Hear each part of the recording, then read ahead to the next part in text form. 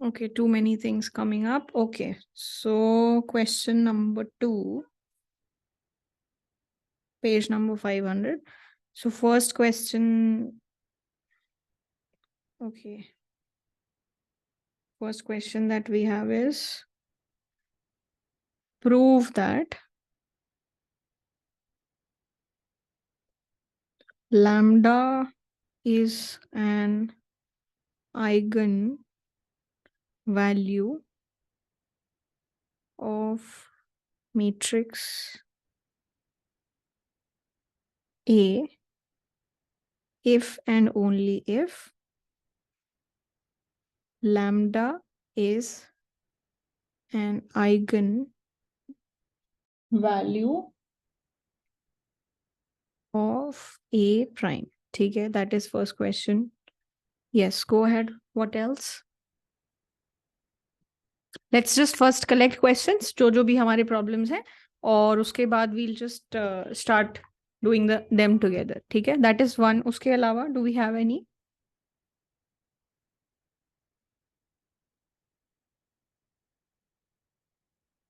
No? Yes?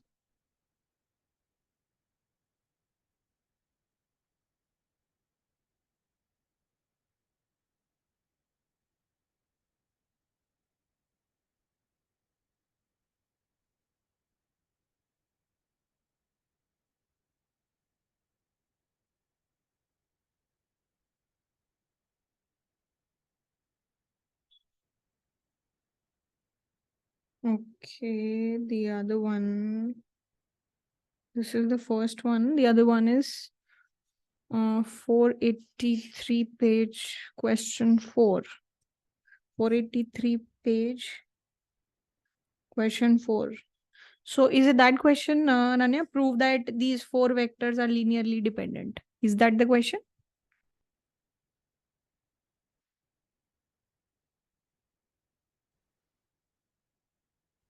Yes? Yes, ma'am. Okay, ठीक है. So that is another problem that we have.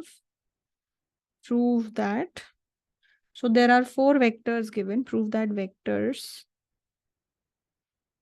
1, 1, 1, 2, 1, 0, 3, 1, 4, and 1, 2, minus 2, they are linearly dependent. ठीक है, that is the second problem. Anything else?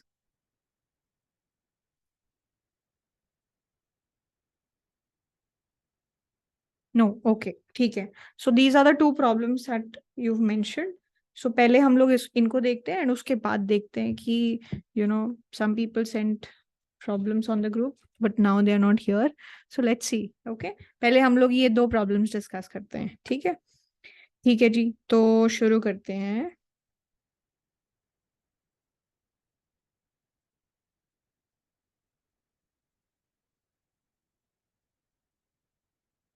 Okay. So prove that lambda is an eigenvalue of matrix A if and only if lambda is an eigen prime. ठीक है. So am I audible, Ananya? Yes, ma'am. Okay. So question पूछा है कि भाई prove करो कि अगर lambda ए का आइगन वैल्यू है, इफ अगर ये इसका आइगन वैल्यू है, इंप्लाइज लैम्डा ए प्राइम का भी आइगन वैल्यू है. That is first thing. और दूसरी चीज जो आपको प्रूव करनी है वो ये है कि अगर लैम्डा ए प्राइम का आइगन वैल्यू है, ए ट्रांसपोज का आइगन वैल्यू है, तो वो ए का भी आइगन वैल्यू है. So this is the statement. Lambda is eigen value of A implies, मतलब if and only if lambda is eigenvalue of A prime. ये हमें प्रूव करना है. तो बिकॉज ये इफ एंड ओनली स्टेटमेंट है, तो हमें क्या करना पड़ेगा कि मान लो इस स्टेटमेंट को आप बोल रहे हो ए और इस स्टेटमेंट को बोल रहे हो बी, तो आपको पहले तो ये शो करना पड़ेगा कि ए अगर होता है तो बी होता है. First you have to prove this. Second you have to prove कि अगर बी होता है तो ए भी होता है। ये चीज समझ में आ गई? So both things we have to prove, right?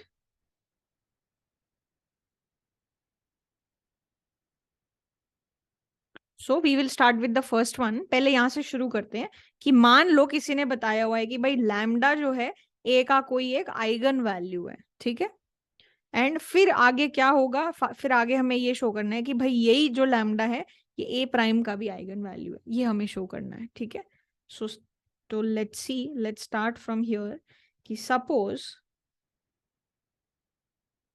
Lambda is eigenvalue of A. तो अगर लैम्डा ए का आइगन वैल्यू है तो उसका क्या मतलब होता है, व्हाट डज दैट मीन? अगर कोई भी एक आइगन वैल्यू है ए का तो इसका मतलब क्या है, व्हाट कैन आई से? क्या बोल सकती हूँ मैं, बताओ?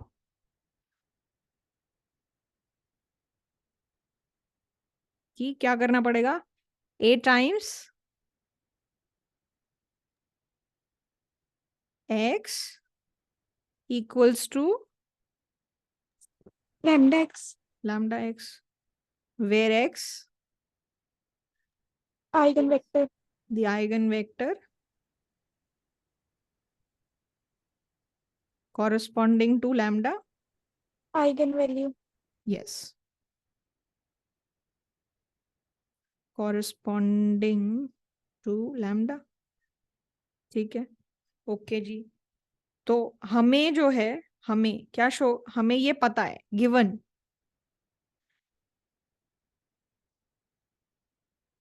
तो हमें जो है ये चीज पता है। So this we know, this we know. और हमें शो क्या करना है, हमें शो क्या करना है?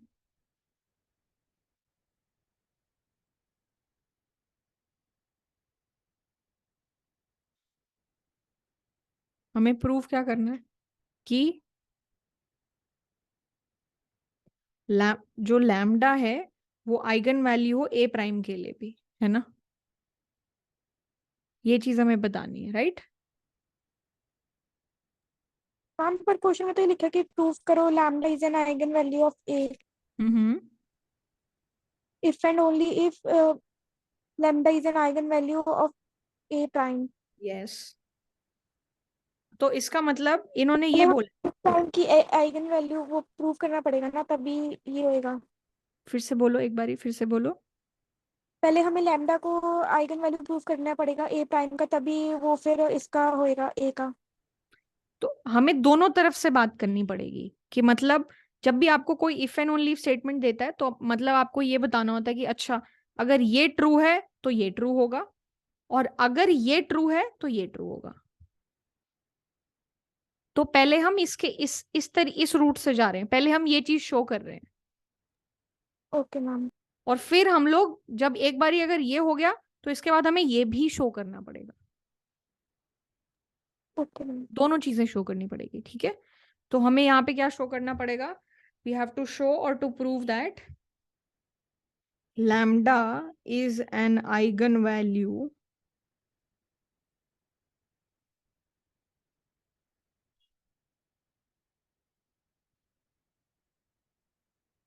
of a prime also, ठीक है? अगर ये ए प्राइम की आइगन वैल्यू है तो फिर इसका क्या मतलब होगा कि कोई ना कोई, let's say yes, so basically there is some eigen vector, कोई ना कोई एक आइगन वेक्टर है हमारे पास, such that what happens,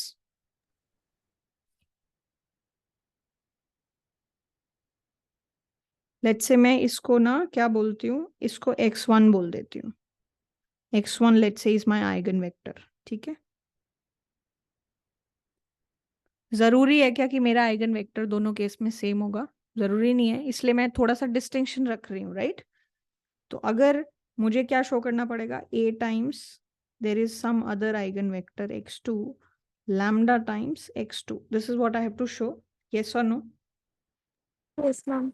ये हमें शो करना है और ये हमें दिया हुआ है, this is what is given to us. And यहाँ पे ए नहीं है, ए प्राइम है, ठीक है। Okay, so what can be done, क्या कर सकते हैं? सो हमारा गोल है कि यहाँ से कोई एक ऐसे स्टेटमेंट पे आना जिससे हम ये बोल पाए कि भाई लैम्डा जो है हमारा ए प्राइम का भी आइगन वेक्टर है, ठीक है। That is my goal.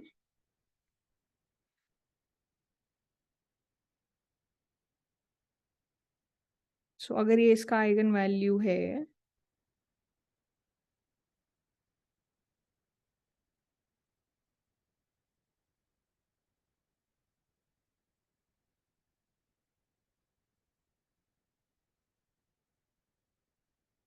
Okay एक चीज ये भी हो सकती है ना, एक एक इस तरीके से भी हम चीजें सोच सकते हैं कि अगर कोई भी एक नंबर हमारा आइगन वैल्यू होता है तो हम हमको क्या करना पड़ता है, what do we have to do, what determinant should be zero, determinant of what should be zero, a minus lambda lambda है। times identity, this should be zero, right? Yes ma'am. तो अगर हमारा lambda आइगन वैल्यू है तो ये चीज hold करनी चाहिए, है ना,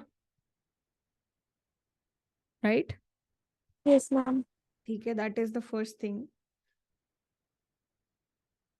ठीक है। और अगर मेरे पास कोई एक मैट्रिक्स है, सो that is the first thing that I know, ठीक है। अब मेरे पास कोई एक मैट्रिक्स है ए, उसका डिटर्मिनेंट और उसके ट्रांसपोज का डिटर्मिनेंट सेम होता है, यस मैम। ठीक है। So this is one property।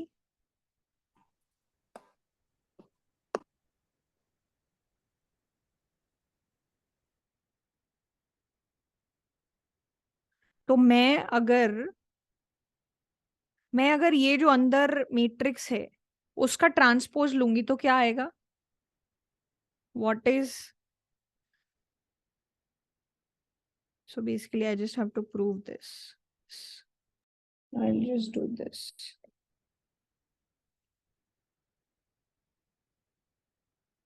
ठीक है, मुझे ये शो करना है, ठीक है। Okay, so from this statement I kind of know, इसकी भी जरूरत नहीं है,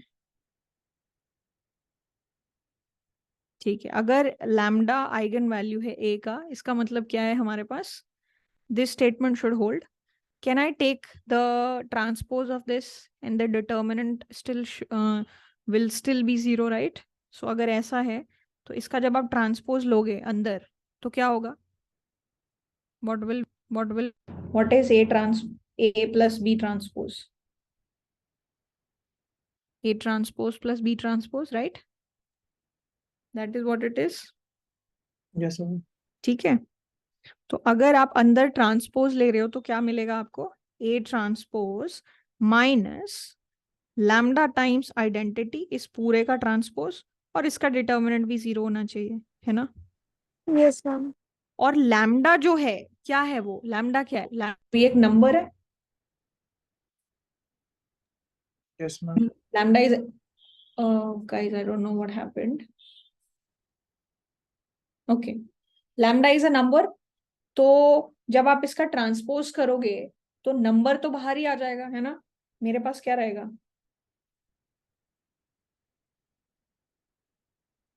आई transpose, this is what I get, है ना।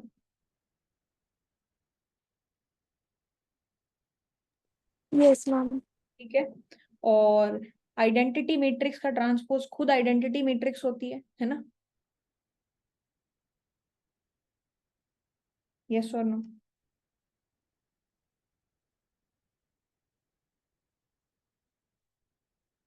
बताओ जी।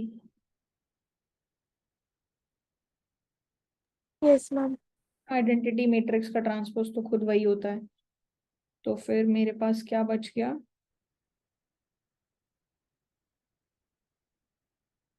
सो I can write it like this, ठीक है। So from here can I say कि यू नो अगर ऐसी सिचुएशन है तो क्या मैं बोल सकती हूँ कि lambda is basically my eigen value of matrix A transpose?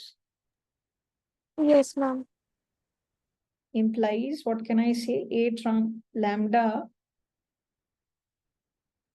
is an eigenvalue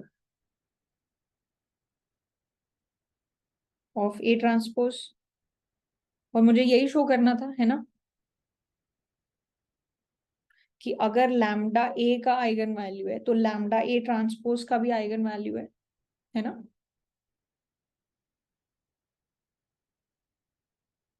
yes ma'am. अब सिमिलरली, अब ये तो एक हिस्सा जो है हमने प्रूव किया है, we proved one part which is this. अब हमें दूसरे हिस्से के बारे में बात करनी पड़ेगी, द सेकेंड पोर्शन। तो सेकेंड पोर्शन जो है,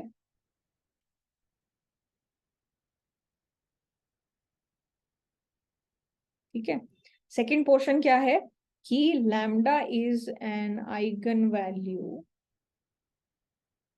of A transpose if this implies lambda is an eigenvalue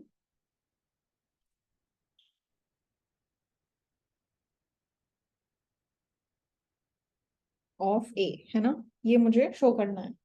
तो अगर ये दिया हुआ है, अगर ये दिया हुआ है तो इसका मतलब मैं क्या लिख सकती हूँ, A transpose minus lambda times identity, this should B 0, right? Yes ma'am. Given that this is happening, so now I can use the same logics again, right?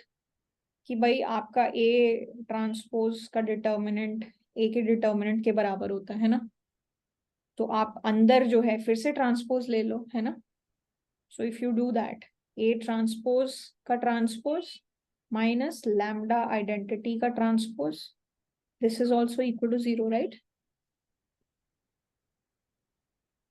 So if you do that, what do you get? A transpose का transpose क्या होता है? A. A only. So this is A minus lambda एक scalar है, कोई constant number है, ये multiplied हो जाएगा I transpose. What is I transpose again? I. I transpose is I only, and this is equals to 0. What does this tell me now? That lambda is an eigenvalue of A. lambda is an eigenvalue of A। तो मुझे यही show करना था, है ना? तो कर दिया हमने शो, ठीक है। Yes Nikhil, go ahead. Was it a hand raising? अच्छा, okay, it's a thumbs up. Okay, ठीक है, all right.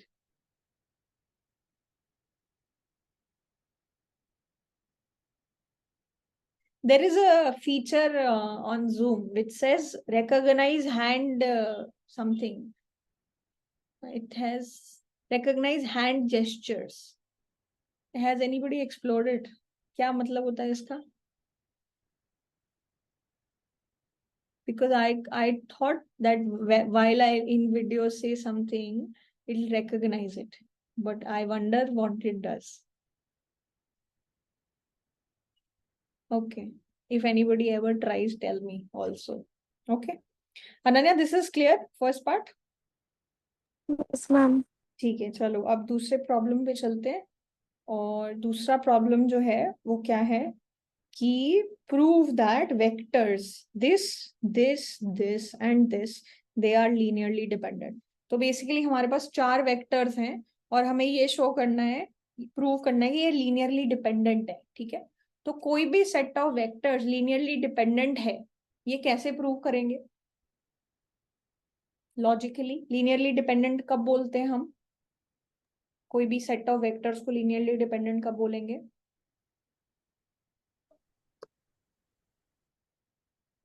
Yes Nikhil, you are trying to say something.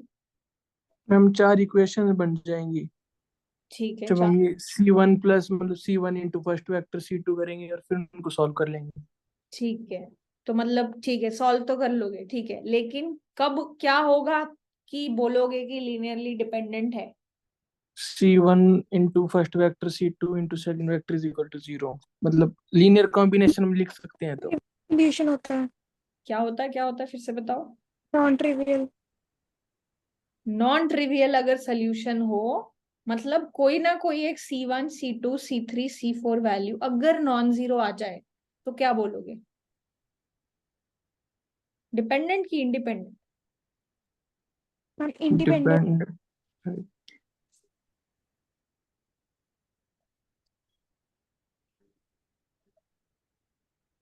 Dependent की इंडिपेंडेंट, फिर से सोच लो। अगर मैम डिटर्मिनेंट नॉन जीरो आता है तो लीनियरली इंडिपेंडेंट होते हैं। ओके। मैम अगर ऐसा कोई भी वेक्टर मतलब ढूंढ सकते हैं हम C1 C2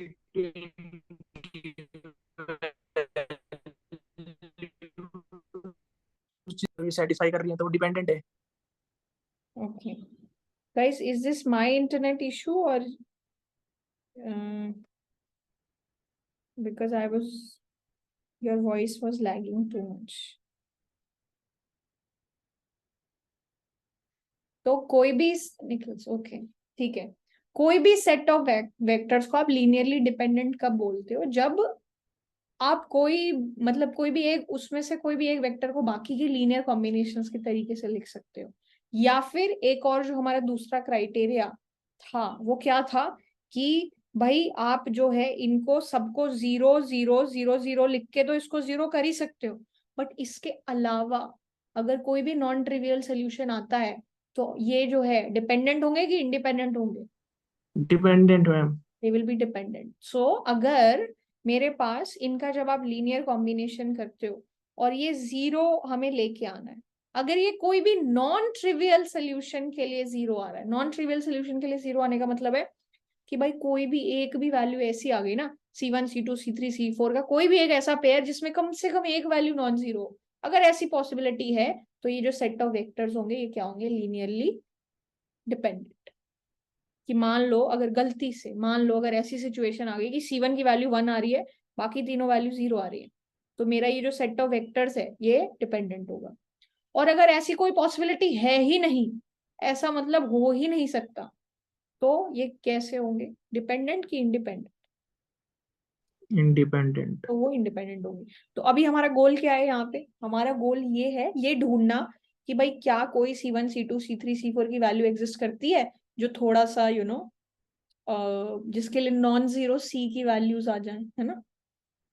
if you get any CI non zero, it is dependent. तो हमारा अब गोल ये है। तो क्या करेंगे फिर? अगर ऐसे ही देख के अगर कुछ समझ में आता है तो वो भी कर सकते हैं कि अगर आप ऐसे ही चीजों को ऐड करके अगर समझो,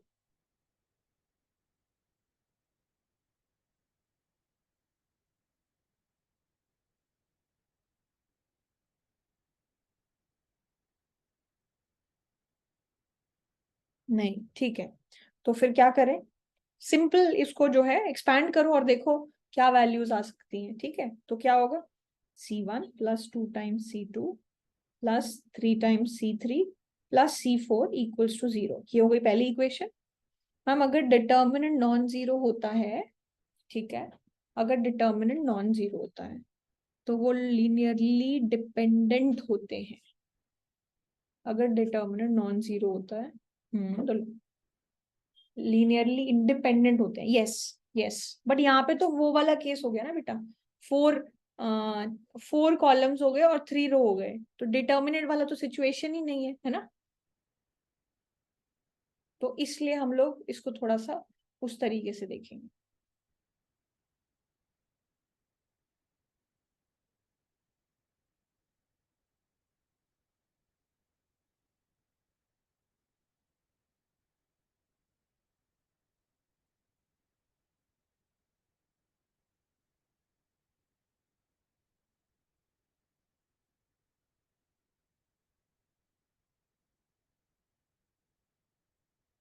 ठीक है, तो हमें क्या करना है?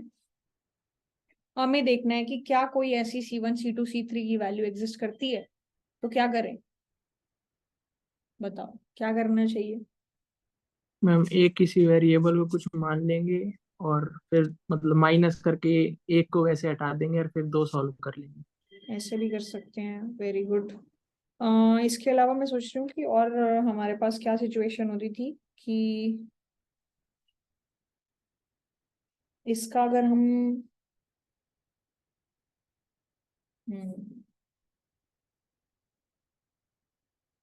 ठीक है, तो C1 C2 C3 की बस हमें बेसिकली वैल्यूज निकालनी है। तो यहाँ पे देखो कि क्या क्या हो सकता है। तो यहाँ पे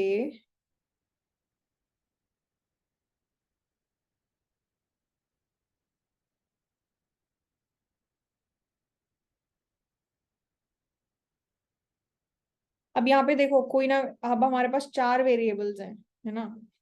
चार वेरिएबल तो वैसे भी तो कोई ना कोई एक फ्री वेरिएबल तो होना ही पड़ेगा हमारे पास, है ना। There is at least one free variable. कोई ना कोई एक वैल्यू तो अज्यूम करनी ही पड़ेगी। तो क्या वैल्यू अज्यूम करें?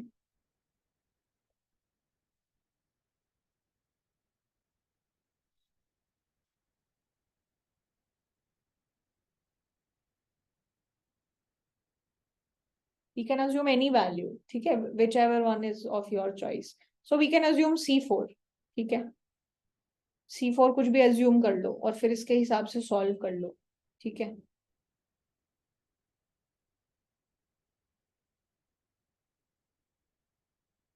I'm just wondering if there's a better way. First of all,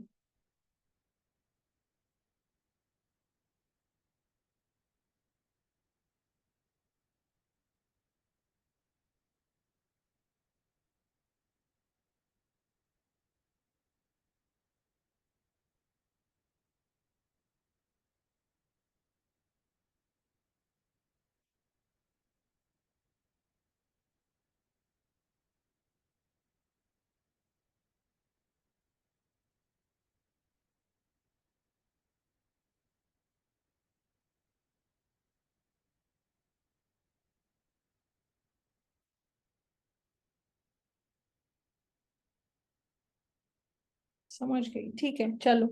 I tried but I didn't get. Okay, no worries, no worries, ठीक है, कोई बात नहीं। चलो C4 को कुछ वैल्यू मान लो T, ठीक है। C4 की वैल्यू मान लेते हैं T, ठीक है। सो C4 जो है उसको मान लो T।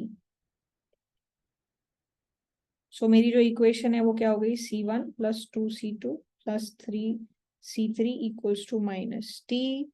C1 plus C2 plus C3 equals to minus 2T, and C1 plus 0C2 plus 4C3 equals to 2T। ये हो गया, ठीक है। इस सिस्टम ऑफ इक्वेशन का सोल्यूशन किस तरीके से हम लोग निकालेंगे? पहली बात तो इस सिस्टम ऑफ इक्वेशन का सोल्यूशन यूनिक है कि नहीं, वो कैसे पता चलता है?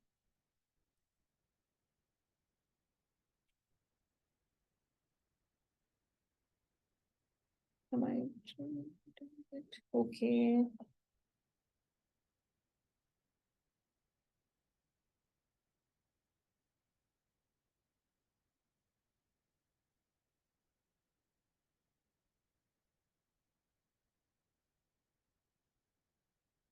ठीक है। यहाँ पे देखो मेरे पास क्या इक्वेशन है? C1 plus 4C3 equals to 2T। This is one equation that I have, ठीक है। एंड ऊपर वाले जो दो इक्वेशंस हैं अगर आप उसको ध्यान से देखोगे, ठीक है, और मान लो अगर आपने इसको 2 से मल्टीप्लाई किया, you multiplied by 2 and then you subtract, then इसमें से ये वाली चीज गायब हो जाएगी C2, ठीक है, और फिर C1 और C3 में ही वैल्यू बच जाएंगी, है ना। यस और नो? ठीक है, तो let's try to do that. So if you multiply it by 2, what do you get? We get C1 plus 2C2 plus 3C3 equals to minus T. And you multiply it by 2, what do you get? 2C1 plus 2C2 plus 2C3 equals to minus 4T, है ना। और आप इनको subtract कर दो, तो what do you get? Minus C1, and here you get plus C3 equals to 3T. Yes or no? This is what we get. है ना, एक ये इक्वेशन हो गई और एक ये इक्वेशन हो गई, right. So what do I have? C1 plus 4C3 equals to 2T and C1 plus C3 equals to 3T. Now what is happening? If I add these two, what do I get? 5C3 equals to 5T. So C3 equals to T. This is what I get. और अगर C3 की value T है, ठीक है, तो C1 की value क्या होनी चाहिए? -2T. यस और नो? C1 की वैल्यू आ गई, C3 की वैल्यू आ गई, C4 की तो वैल्यू थी ही T, और C2 की वैल्यू कितनी आ गई?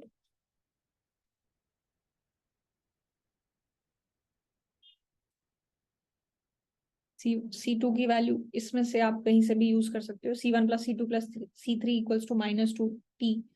तो C1 प्लस C3 को जब ऐड करोगे तो कितना है? -T. Basically you have C1 plus C2 plus C3 equals to -2T, and C1 is -2T. C2 we have to find, C3 is T. तो मेरे पास C2 की वैल्यू क्या आ गई? -T.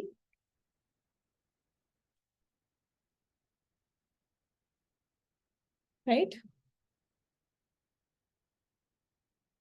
ये चार वैल्यूज आ गई मेरे पास, है कि नहीं? है ना? तो अब आप कोई भी T की वैल्यू पिक करो, तो T की वैल्यू मान लो आपने 1 पिक करी, ठीक है, तो T की वैल्यू 1 पिक करी, तो ये 1, ये 1, ये -2 और ये -1, ये चार वैल्यूज के कॉरेस्पॉन्डिंग ये सोल्यूशन जो है आपका 0 आ जाएगा. तो क्या ऐसे नॉन जीरो सीज एग्जिस्ट करते हैं जो इस इक्वेशन को 0 के बराबर रख देते हैं? यस, एग्जिस्ट करते हैं. तो मेरा ये जो सिस्टम है ये कैसा है? Linearly dependent, right. तो ये मेरा सिस्टम लीनियरली डिपेंडेंट है, यही मेरे को शो करना था, है ना. So one such example could be if T is 1. If T is 1, then C1, C2, C3, C4. What is it? This is actually क्या है? C1 is -2T, C2 is -T, C3 is T, C4 is also T. ये चार values है. तो -2, -1, 1, 1. This is one such example which is bringing my equation equal to 0. ठीक है? So implies the set of vectors given is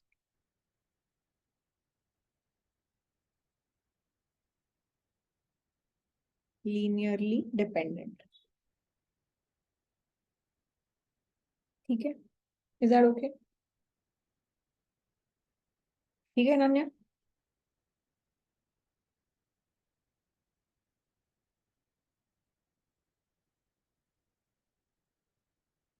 Okay, good. Nikhil, do you have any doubts?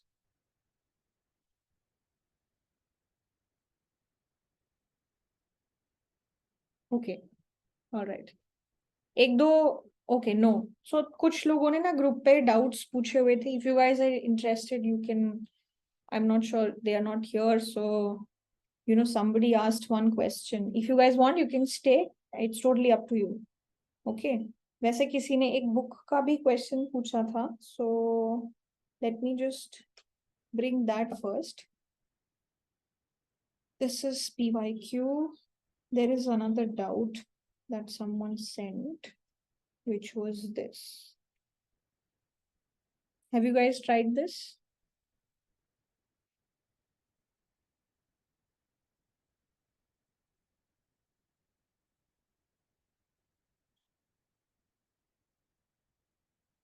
Okay. So this was one question that somebody sent. Prove that the following, prove that this system, what is this system? 2x plus 3y equals to k and x plus cy equals to 1. This has a unique solution except for one particular value of C, value C star of C। तो C की कोई एक particular value है C equals to C star, जहां पे इसका unique solution नहीं है, नो यूनिक सोल्यूशन नहीं है, not a unique solution.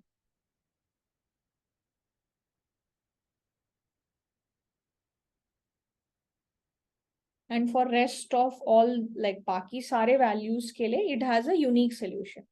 Rest wherever C is not equal to C star, there is a unique solution.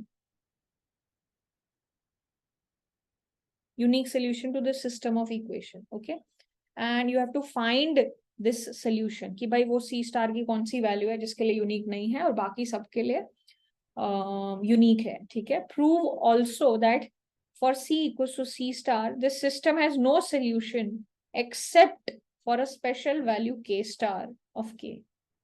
कि इन्होंने क्या बोला है कि अच्छा जब नॉन C स्टार है तब तो यूनिक सोल्यूशन है, ये प्रूव करो, और जब ये value C equals to C star है तो इस सिस्टम का नो सोल्यूशन होगा, कोई भी सोल्यूशन नहीं होगा except for a special value of K star, I mean a special value K of K star. तो यहाँ पे भी K है, तो K की वैल्यू जो है अगर K स्टार होगी तभी जाके उसका कोई ना कोई सोल्यूशन होगा, otherwise everywhere it will have a no solution। So basically we are in two, like इन्होंने ना पूरा एक मैप बनाया है, क्या बोला है कि अगर C equals to C star है, not equal to C star है, तो यूनिक सोल्यूशन है। ठीक है, अगर C equal to C star है तो यूनिक सोल्यूशन नहीं है। अब इस केस में दो चीजें हैं कि अगर K की वैल्यू K स्टार के बराबर है then you have no solution भी नहीं है और यूनिक सोल्यूशन भी नहीं है। तो इसका मतलब कितने सोल्यूशन होंगे? ना तो यूनिक सोल्यूशन है और ऐसा भी नहीं है कि कोई सोल्यूशन नहीं है, तो कितने सोल्यूशन होंगे? Many solution, infinitely many solution.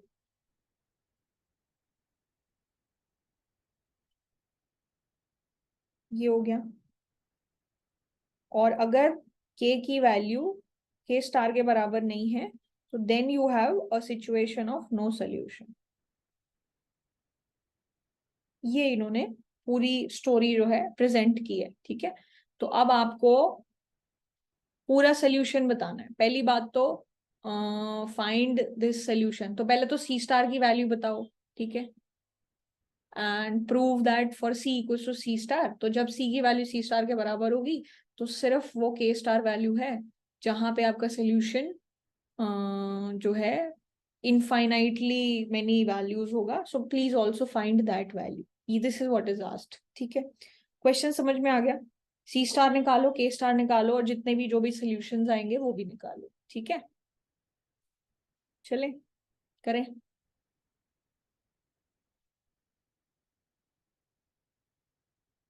Okay, looks like me teaching me. Okay, good. Okay, ठीक है, तो पहले इस सिस्टम ऑफ इक्वेशन को लिख लेते हैं। क्या है ये? 2x plus 3y equals to k and x plus cy equals to 1। ठीक है, दिस इज द सिस्टम। और अब इस सिस्टम में पहली बात तो इस सिस्टम का सोल्यूशन एग्जिस्ट करता है कि नहीं वो कैसे पता चलता है? सिस्टम इज कंसिस्टेंट और not, how do we check?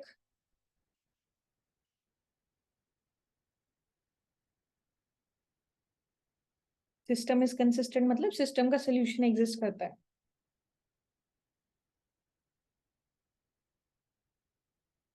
if rank of A equals to rank of AB, augmented matrix है ना? ठीक है, तो what is rank of A here? So यहाँ पे A matrix मेरे पास क्या है? 2 3 and 1 C, this is my A। ठीक है, and this is my A,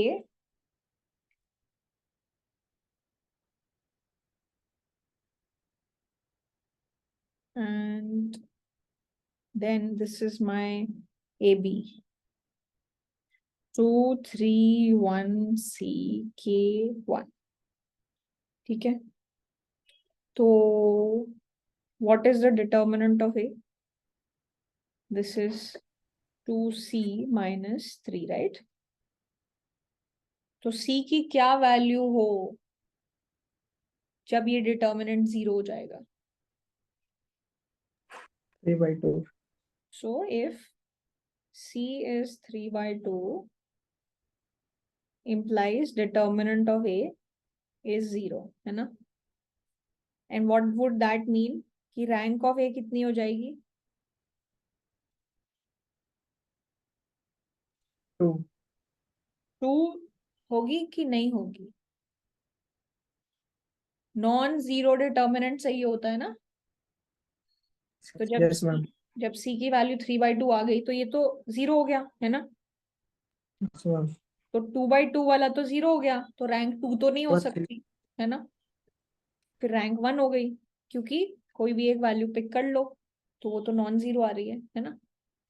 तो क्या हो गया? Rank of A is 1 and if C is equals to not equal to 3/2 implies determinant of A is non-zero, है ना? Yes ma'am. And rank will be what? 2। 2 implies my rank will be 2. ठीक है, ये तो हो गया, हमने इसकी स्टोरी सुन ली, एक तरफ की स्टोरी सुन ली। ठीक है, अच्छा अब ये बताओ कि इसकी जो रैंक है, अब हम इसी केस के बारे में बात कर रहे हैं कि जब C की वैल्यू जो है 3/2 है, अगर C की वैल्यू 3/2 है ना? तो इसका मतलब ये 3/2 होगा, तो ये वाला जो डिटर्मिनेंट है इसकी वैल्यू तो 0 हो जाएगी, है ना? Yes ma'am. तो कोई दूसरा डिटर्मिनेंट है क्या जो नॉन जीरो वैल्यू लेगा? 2 तो 1। अब हमें, तो पहले ये वाला जो, तो अब यहाँ पे इसका ऑर्डर क्या था? एक्चुअली इसका ऑर्डर था 2 रो एंड 3 कॉलम। तो आपने एक कॉलम को एलिमिनेट किया विच वॉज दिस वन, तो ये हो गया। अब आपने कोई दूसरे कॉलम को एलिमिनेट किया, मान लो ये वाला, तो हमारे पास क्या सिचुएशन बन रही है? 2 1 K 1, है ना? तो इसका डिटर्मिनेंट वैल्यू कितना आएगा इस माइनर का? 2 K minus is equal to है ना? तो अगर K की value, if K value is equals to 2, ठीक है, तो क्या होगा? तो ये जो हमारा rank 1। डिटर्मिनेंट था ये भी 0 आ जाता, है ना? ये वाला। यस और मैम। अगर, तो मतलब ये वाला डिटर्मिनेंट भी 0 आ जाता, ये वाला तो वैसे ही 0 आ रहा था, और इसके अलावा और क्या बच गया? ये वाला। And what is that going to be also? This is 3, this is 3/2, this is 2 and this is 1. In that case what is it? Again it is 0. तो मेरी रैंक क्या 2 हो सकती है? अगर नो k मैम। की वैल्यू 2 है तो मेरी रैंक 2 नहीं हो सकती, तो मेरी रैंक क्या है? 1। Yes ma'am. तो यहाँ पे अगर k की वैल्यू 2 होगी तो रैंक ऑफ ए बी जो है वो क्या हो गई? 1। और अगर k की वैल्यू नॉट इक्वल टू 2 होगी तो रैंक ऑफ ए बी क्या होगा? 2। Rank of A B is 2। ठीक है, एंड यहाँ पे अगर C की वैल्यू 3/2 नहीं है तो ये वाला ही नॉन जीरो डिटर्मिनेंट हो गया, है ना? Yes ma'am. तो फिर इस केस में हमारी रैंक ऑफ ए बी जो है वो क्या हो गई? वो भी 2 हो गई, 2। है ना? तो अच्छा अब ये बताओ, जब ये रैंक ऑफ 2, ये रैंक 2 है, ये भी रैंक 2 है, तो क्या होगा? सोल्यूशन एग्जिस्ट करेगा, यस मैम। ठीक है? एंड हाँ, और ये वाला कौन सा सोल्यूशन होगा? What kind of solution will this be? Unique solution और इनफाइनाइट सॉल्यूशंस?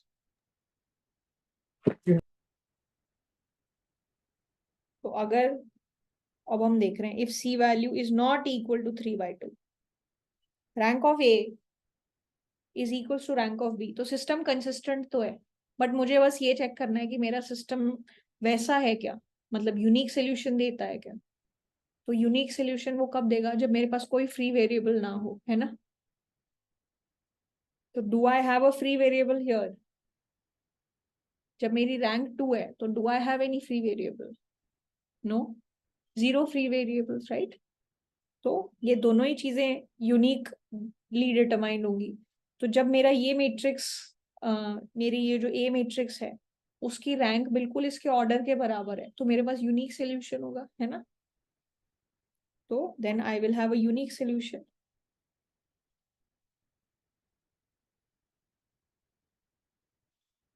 ठीक है। And if C is equals to 3/2, then अगर आपकी के वैल्यू 2 है तो क्या होगा, you will have infinite solutions.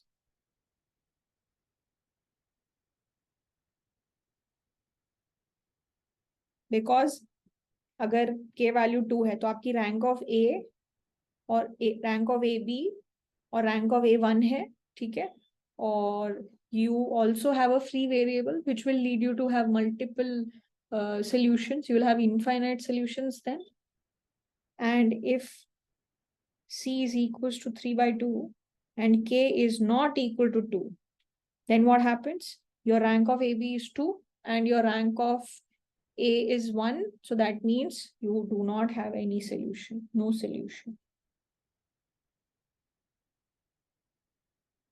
तो यही बताना था, है ना, यही पूछा था इन्होंने हमसे। तो that is all that they asked us, right.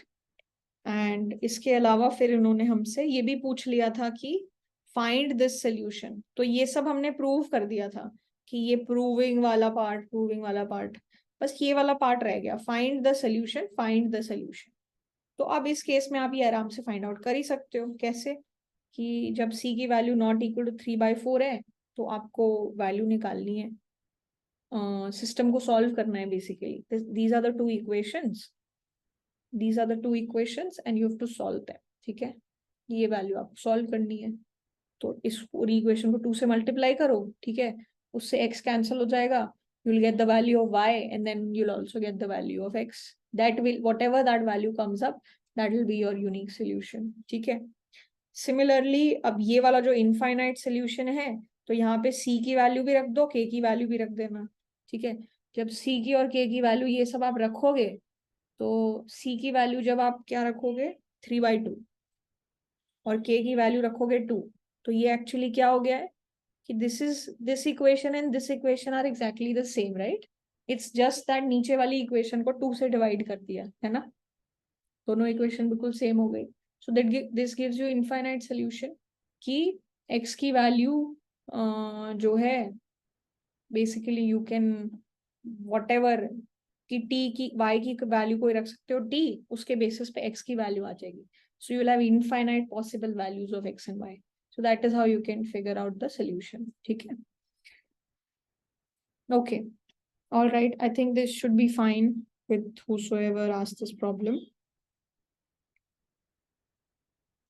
And yeah, I think that was one.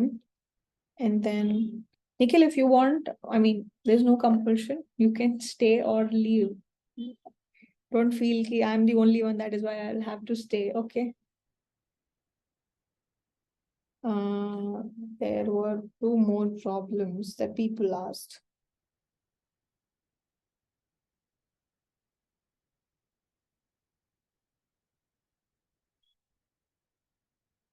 ठीक है, this was problem number 10. Okay, एक क्वेश्चन था प्रॉब्लम नंबर 10, इसमें पास्ट ईयर्स में उनका डाउट था, ठीक है। this was the doubt somebody asked, so let's do that problem.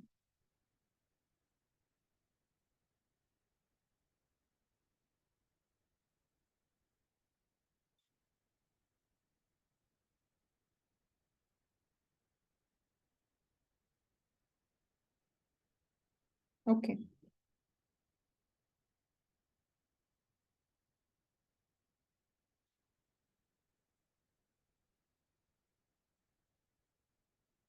ठीक है, तो ये उनका डाउट था और ठीक है, okay perfect. So what is the question? Question says, first part is saying if the set of vectors, तीन vectors दिए हुए हैं alpha 1, alpha 2, alpha 3, if they are linearly dependent, alpha 1, alpha 2, alpha 3, these three vectors are linearly dependent. ये linearly dependent है, ठीक है, given, ये given है, ठीक है. then prove that a different set of vectors, जिसमें ये तीन vectors तो हैं ही, एक और extra vector आ गया, this is also linearly dependent, ठीक है. so if this, then show that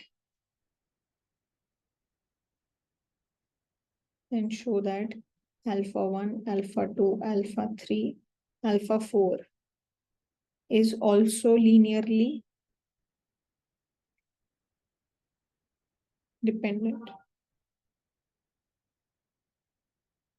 तो क्या करना चाहिए निखिल, बताओ. It's pretty straightforward ना, कि अगर तीन वेक्टर्स जो है लीनियरली डिपेंडेंट है, ठीक है, तो हमें ये शो करना है कि अगर हम चार वेक्टर्स बना लें जिसमें तीन तो वो थे ही थे और एक और आ गया वेक्टर, तो वो भी लीनियरली डिपेंडेंट होगा. तो क्या करना चाहिए?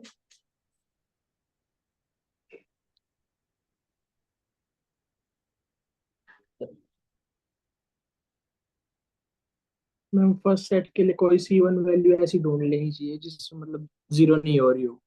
सो बेसिकली कोई ना कोई ऐसी वैल्यूज होंगी C1, C2 और C3 की, such that C1 alpha 1 plus C2 alpha 2 plus C3 alpha 3 will be equal to 0, and at least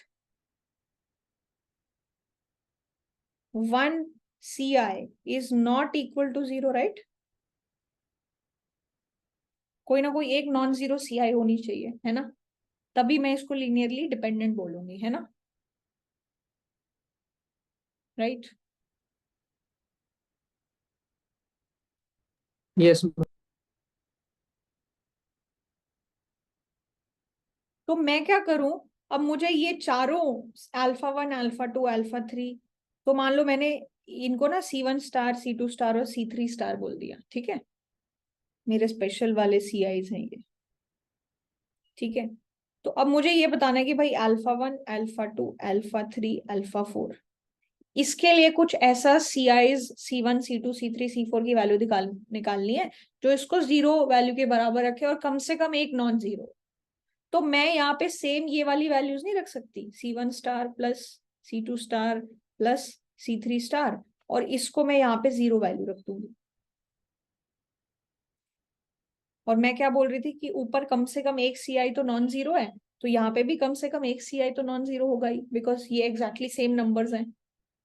और ये वाली पूरी टर्म हमारी जीरो है और ये भी हमारी पूरी टर्म जीरो है, तो ये पूरा का पूरा टर्म कितना हो गया? जीरो, है ना. Yes ma'am.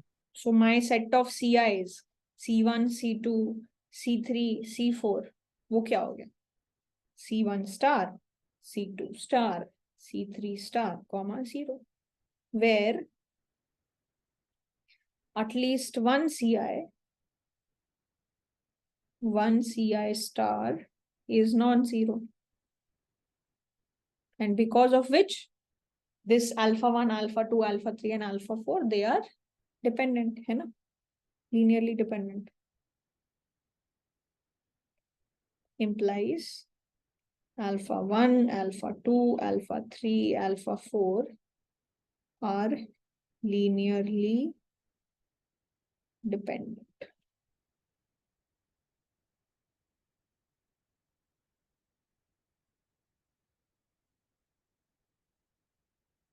ठीक है, ये हो गए linearly dependent. मैम ये क्वेश्चन आपने शायद कराया है बेटे. ओ, the exact one. I think हाँ, this looks similar to one exercise problem that we had. Let's try to do the other one. Okay, दूसरा जो पार्ट है वो क्या बोल रहा है उसको देखते हैं. If the set of vector u v w is linearly independent, then show that the set of vectors u plus v, u minus v, u minus 2u plus w is also linearly independent. ठीक है, okay जी. सो मेरे पास दो set of vectors हैं. पहली बात तो u v w, u v w, and these are linearly independent.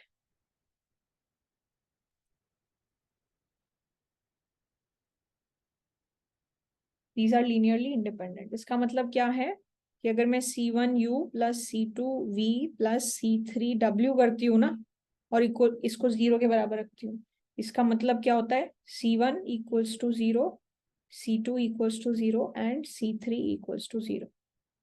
This is what it means, right? That is the first thing. So आपको क्या शो करना है? टू शो दैट कि एक नया कॉम्बिनेशन आया है, u plus v, u minus v and u minus 2v plus w, u minus 2v plus w. ये जो है, this is also linearly independent.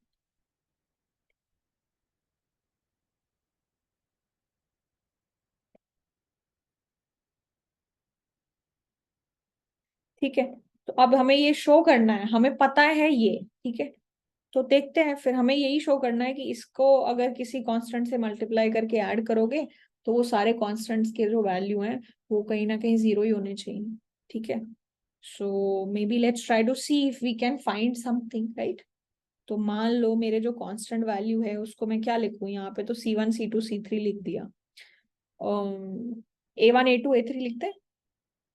Let's say a1 a2 a3 are arbitrary constants.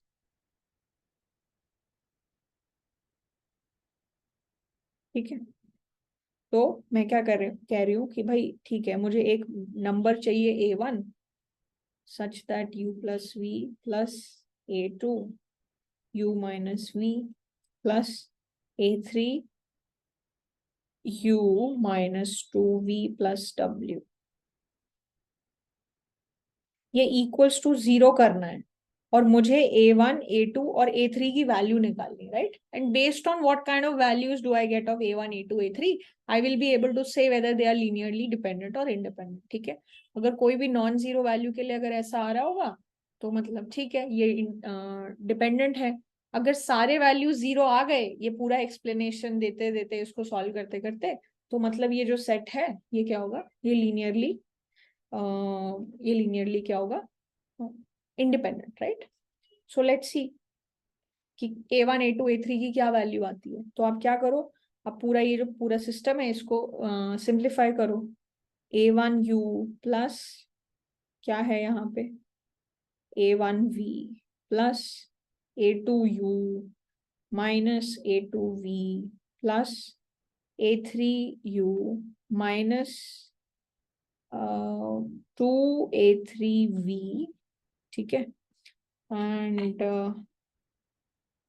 Plus a3w equals to 0. ठीक है, चलो तो इसको मैं क्या करती हूँ, this is u, this is u, this is v, this is v and this is also v.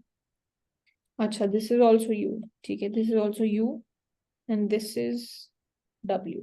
ठीक है, तो मैं इसको सिंप्लीफाई कर लेती हूँ.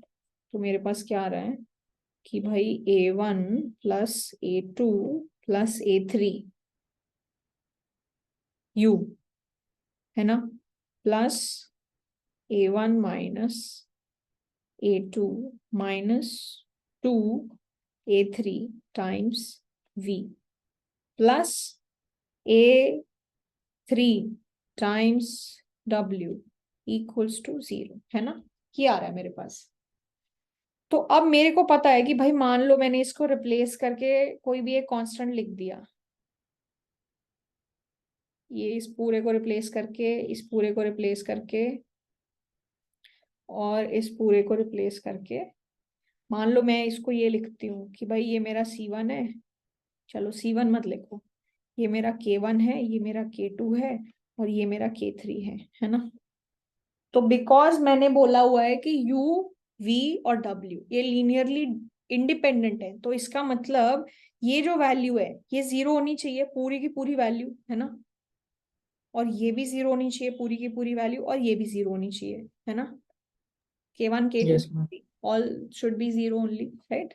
K1 K2 की जगह हम यहाँ पे C1 C2 C3 भी लिख सकते थे, that would have been better, so we can just write C1 C2 C3, और ये तीनों मेरे वैल्यू 0 होने चाहिए, है ना।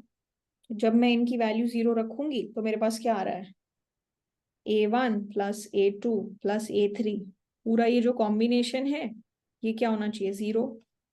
और अगर 0 नहीं हुआ तो इसका मतलब क्या है, इफ दे आर नॉट 0 मतलब ये कोई एक वैल्यू नॉन 0 आ गई, या फिर ये नॉन 0 आ गई, या फिर ये नॉन 0 आ गई। अगर ऐसा हो गया तो U, V और W ये लीनियरली डिपेंडेंट हो जाएंगे, जो कि हमें दिया ही नहीं हुआ।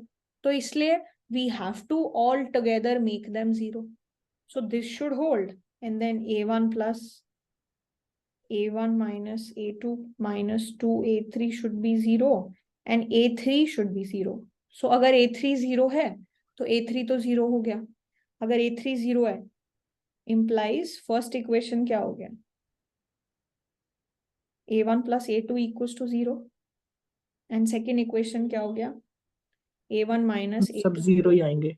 है ना। तो फिर इससे क्या हो गया कि दोनों को ऐड किया तो 2A1 equals to 0 implies A1 भी 0 and that also implies A2 also equals to 0. So भाई हमारा A1 और A2 और A3 ये भी 0 होने चाहिए, है ना। और अगर ये तीनों ही 0 हो गए, इसका क्या मतलब है कि भाई आपने ये जो इसको कांस्टेंट लगाया था 0, ये भी 0 और ये भी 0, तो ये तीनों 0 ही होंगे, इसके अलावा और कोई सोल्यूशन एग्जिस्ट ही नहीं कर सकता। अगर ये इंडिपेंडेंट है तो इसको भी इंडिपेंडेंट होना पड़ेगा, है ना। So A1, yes A2, A3 are all 0. So if C1, C2, C3 are all 0, A1, A2, A3 will have to be 0. And that is how we've shown that कि जो हमारा जो ये वेरिएबल थे, मतलब हमारे जो वेक्टर्स थे U plus W, U plus V, U U plus minus V, U minus V and U U minus 2V plus W, minus 2V plus W. These are also linearly independent. independent. ठीक है, ये भी independent हो गए। तो इस तरीके से हमें शो करना है, ठीक है। So that was one of the problems, and let me check if something else is there.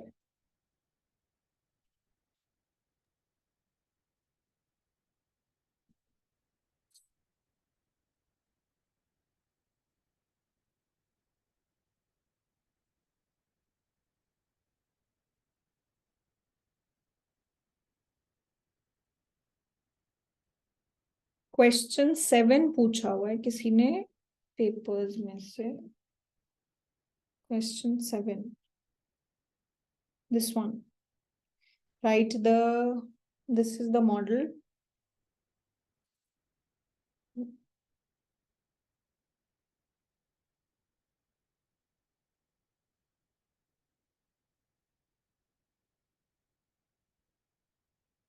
Okay.